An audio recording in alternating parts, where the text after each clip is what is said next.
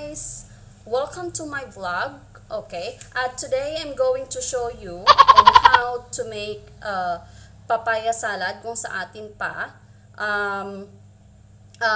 Gagawa ako ng papaya salad na panlasang Thai. Tinatawag nila ito na Som Tum. Okay? Sa Thailand, maraming papaya salad na iba't ibang lasa na papaya salad. So,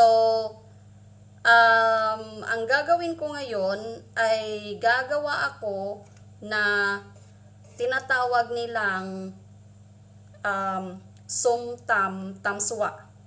Som Tum Tamsua Piawan. Okay? Som Tum Tamsua sweet and sour. So, hindi ko alam sa ano yan, sa English. So, I'm sure naman dito sa Thailand, I think marami naman sigurong mga Pilipino. Kasi sa atin, yung papaya salad, tsaka yung papaya salad dito sa Thailand, at tsaka sa atin, iba talaga ang lasa. So, masarap dito talaga. So, I think marami din namang mga Pilipino dito sa Thailand na kumakain talaga ng Thai papaya salad. Narinig ko na yung iba sabi nila masarap, iwan ko lang sa iba, pero para sa akin masarap talaga kasi mga 12 years na ata akong kumakain ito. Okay, so hanggang sa natutunan ko kung paano gawin from my husband din. Tinuruan niya ako kung paano gawin itong papaya salad para pag natamad kaming lumabas, bumili, kami na lang ang gagawa ng sarili naming Thai papaya salad, which is what they called it Som Tum. Okay? So, favorite ko kasi itong tinatawag nilang sweet and sour Som Tum Tamsua. Sweet and sour na nilalagyan ng ganitong noodles. Okay, so ito talaga ang favorite ko. So, let's start.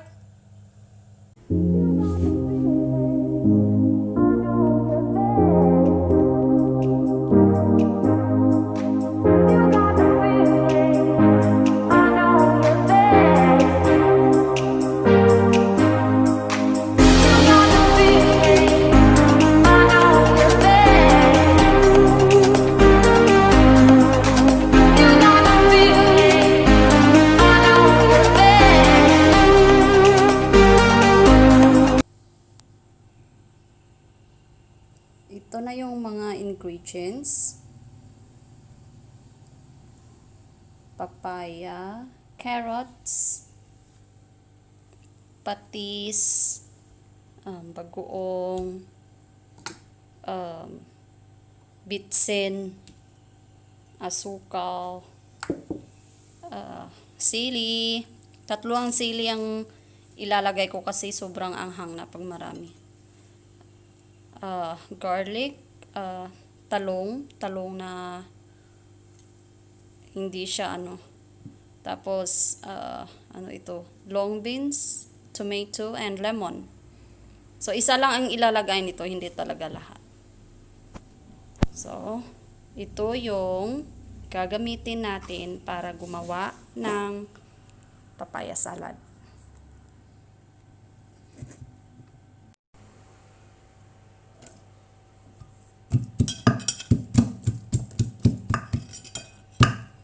A little bit closer. Sorry guys.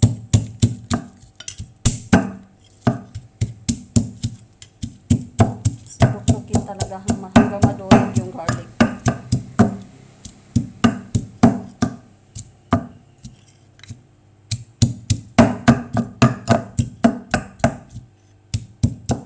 Kahit 4 o 3 garlic, okay na.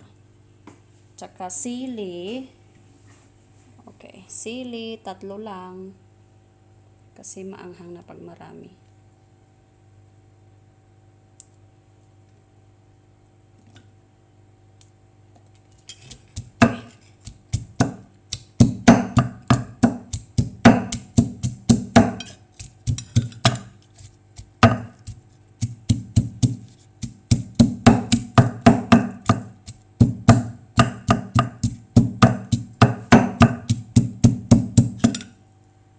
ng garlic, tsaka sili, long beans naman. Kahit ano lang. Kahit konti lang ng long beans, okay na. Basta may long beans lang. Tapos tuktukin ulit. Durugin. Dikdikin pala.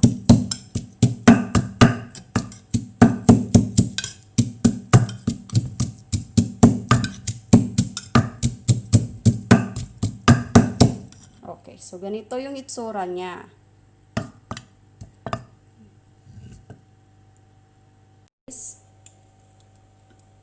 Bagoong. Lagyan na ng bagoong.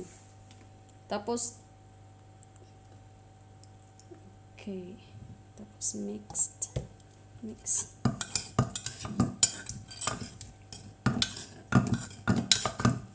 Wow. Mapango na siya. Masarap. Okay, kunting bagoong pa. Okay, okay na. Ang lasa nito ay matamis na maalat na sour. Okay, this later. Sugar. Brown sugar. Pwede namang white. Pero mas maganda brown.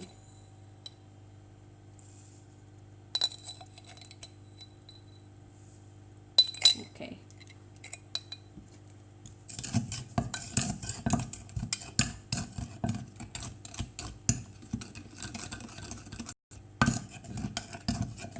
Dalawang kutsara na hindi puno. Depende sa karamihan ng ng measurement ay karamihan din ng kamatis.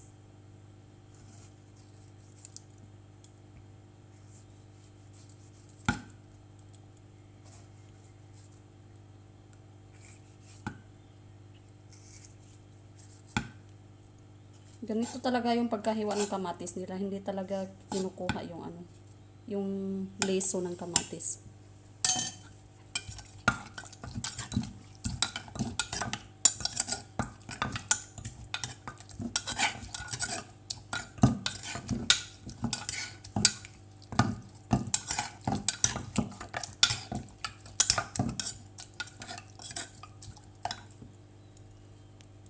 Tapos, lemon.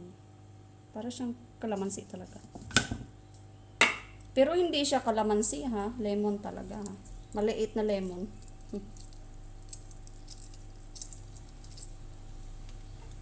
Iba kasi yung kalamansi. Dapat ganito yung pagkahiwa kasi sabi ng asawa ko para masarap daw yung yung lasa. Okay. Tapos, ihalo. Masarap pa sa kasi.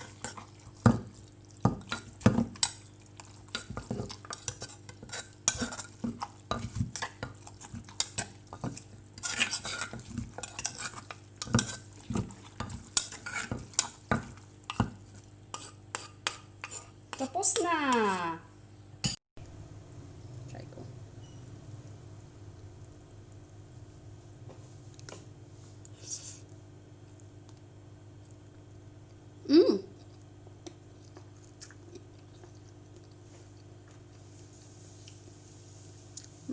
Sarap.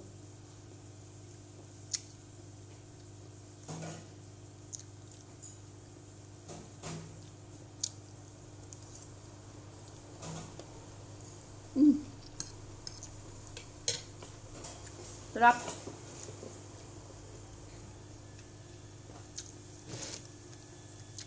Bye guys. Thank you for watching.